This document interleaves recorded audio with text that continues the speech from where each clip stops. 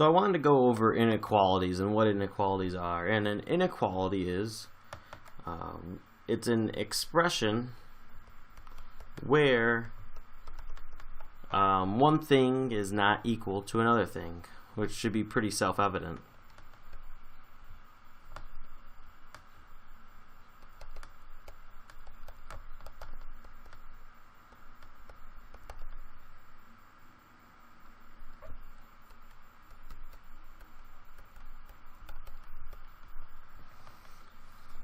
So in the following, I've written a few expressions with inequalities, and this is the notation for these. So the first one is the not equal sign, and here that we would read this expression: A is not equal to B.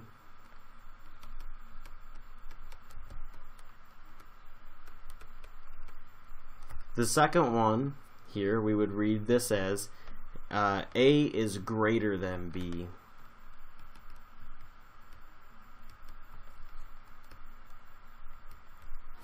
And this final one here, we would read A is less than B.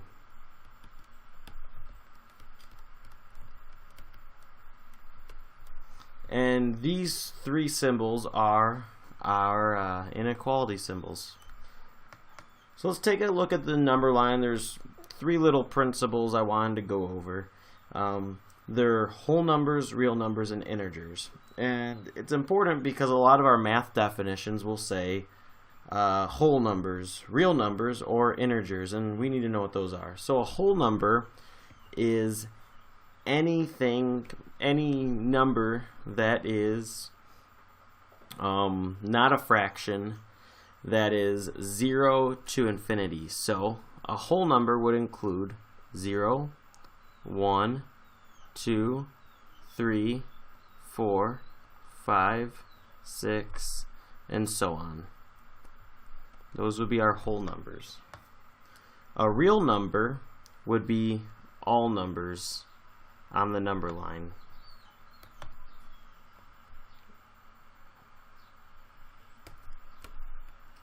And this is what it would look like. An integer is numbers that are not rationalized. So it would be 0, 1, 2, 3, 4, 5, 6, 7, 8, 9, 10, and then the same side on the negatives.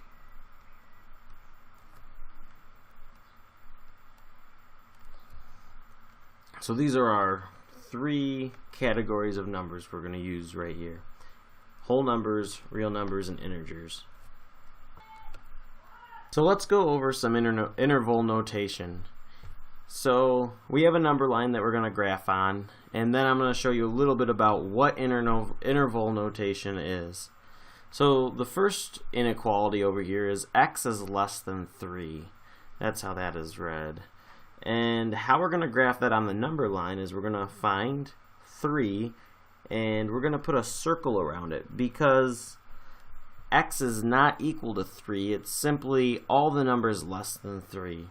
So what we're going to do is then trace over the number line all the numbers that are less than 3, and then we're going to go over that arrow on the end. Now, set builder is a type of notation that's going to tell us what numbers are contained in our set. And we use parentheses for our inequalities. So for this one, we're going to have a parenthesis, and that's going to be including negative infinity because x is never going to get to infinity. It's because infinity keeps on going and going and going. Then we're going to have a comma to the upper limit, and the upper limit here is going to be 3. This is our interval notation. So the next inequality is read: x is all the values greater than 3.5. So what we're going to do is go on our number line, find the halfway point in between 3 and 4, and we're going to put a circle again because it is not equal to 3.5. And what we're going to do is highlight the rest of the number line. And the way we write this is, well, it's not equal to 3.5, but it's almost at 3.5. And then we're going to write a comma, and our upper limit is going to be infinity. Once again, these are going to get parentheses because they're not there.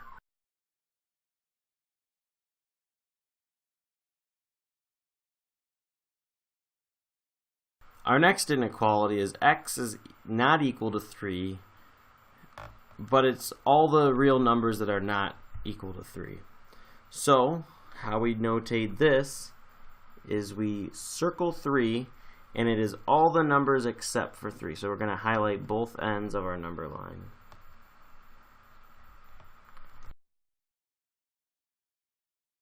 We're going to have to use a union symbol, and this is going to be written, our lower bound is negative infinity, then we go to 3, but it does not equal 3, so we have to cap that off with a parenthesis. Then that's only half. That's only this little portion here. We have this portion over here. So I'm going to write this as negative infinity 3. Now we have to get the other side. Well, our lower limit's 3 and our upper limit's infinity. So we have these two inequalities. So what we have to do is unionize. We have to write a union symbol, showing that it's this, but it's also this right here, but it's also that.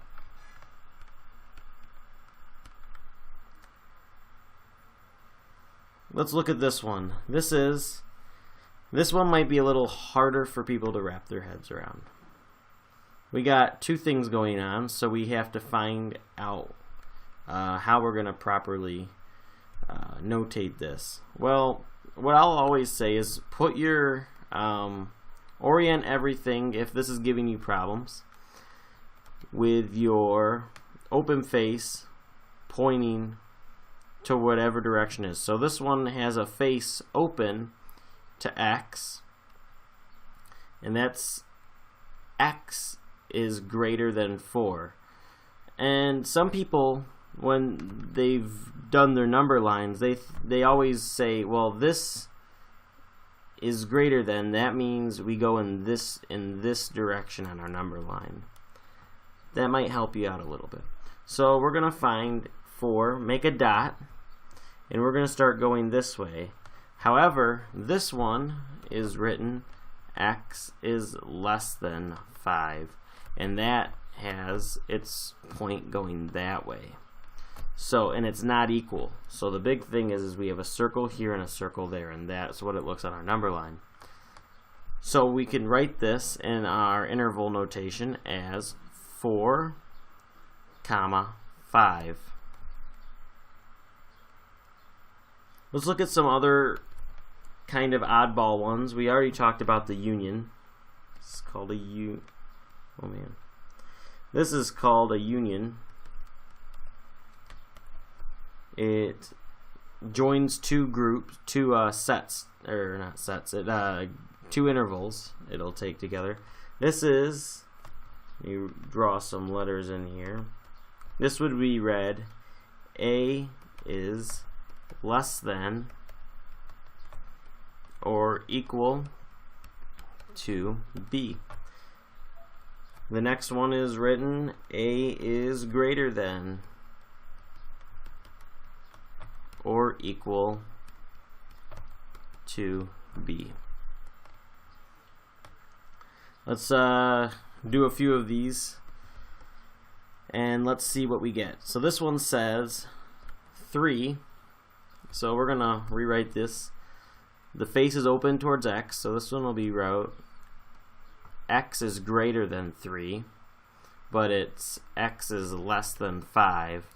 So remember, our arrow's pointing towards 3. This one is pointing away. So we're going to draw, first off, these aren't equals, these are inequalities. We're going to do open dots around 3 and 5. And then this one's going towards 5 and this one's going towards 3, so we're just going to fill it in here. Our interval notation will say 3, 5, and then parentheses because they are not equal. Okay, so here's one that we haven't addressed yet. This is x is greater than or equal. Oh, I wrote a bad inequality here. Let's make this a -5. X is greater than or equal to -5. X is less than 3. So when we have this greater than or equal sign, we're going to make it a solid dot on whatever number. So right here on this -5, we're going to fill this dot in. That means it's exactly equal to -5. And it goes to 3, but it's not less than and equal to 3. So we're going to put a hollow dot there, highlight in between. So in Set Builder, when something is equal to something, we use a bracket. So this one would be bracket -5, 3, and then this side is not equal to 3, so it gets a comma. Or a parenthesis, my bad. Okay, this one down here. We have x is greater than or equal to -10. X is less than or equal to -1. So we're going to go find -10, fill that in, and -1, fill that in. And this one's going that way, so we would just go this way until we hit 1. Set Builder would say that this is equal to 10, that's our lowest limit, and our highest limit is equal to -1. Okay, our final one here, we have x, and let's rearrange this one. X is greater than -5, or greater than or equal to -5. So we're going to go, and remember that this arrow is pointing that way, so we're going that way from 5, or -5. So fill in -5, and then x is equal to -10. So this one's going to be down here. So when we do Set Builder, we're going to have something that looks like this. My apologies, I called that Set Builder notation for a minute. This is interval notation. Set Builder's a completely different thing. So for this one, we're going to use, we have -10 union -5, but it goes towards infinity, and remember it can never reach infinity. So this is how we are gonna write this in interval notation. Once again, not Set Builder, that's something completely different that we'll cover another time. So that is what an inequality is and how to graph it using interval notation.